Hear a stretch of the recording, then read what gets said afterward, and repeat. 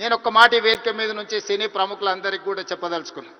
రాష్ట్ర ప్రభుత్వం కఠినంగా కనిపిస్తుంది, కానీ మిమ్మల్ని అభిమానంగా చూసుకుంటుంది. మీ అభివృద్ధికి 100% తోడ్పాటును అందిస్తుంది. ప్రభుత్వం నడిపేటప్పుడు కొన్ని నిర్ణయాలు తీసుకున్నా అది మిమ్మల్ని ప్రోత్సహించడానికి, మిమ్మల్ని అభినందించడానికి, మీకు సముచితమైన స్థానం కల్పించడానికి ఈ రాష్ట్ర ప్రభుత్వం ప్రయత్నం చేస్తుంది.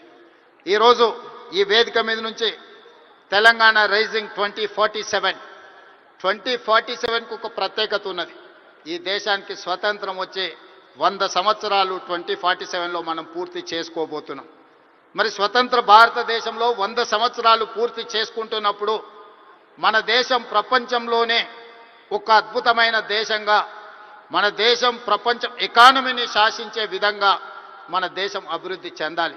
అది పరిశ్రమలు కావచ్చు, ముఖ్యంగా IT, pharma, defence and film industry కూడా ఈ దేశంలో ఒక గొప్ప పరిశ్రమగా రాణించాలనేదే మా ప్రభుత్వం యొక్క ఆలోచన, మా ప్రభుత్వం యొక్క ప్రణాళిక.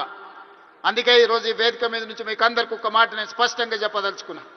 నేను మొన్న జరిగిన నీతి ఆయోగ్లో ప్రధానమంత్రి గారికి చెప్పిన 2047 ఏదైతే విజన్ ఉందో 2047కి తెలంగాణ రాష్ట్ర ప్రభుత్వం $3 ట్రిలియన్ ఎకానమీగా అభివృద్ధి చెందాలి.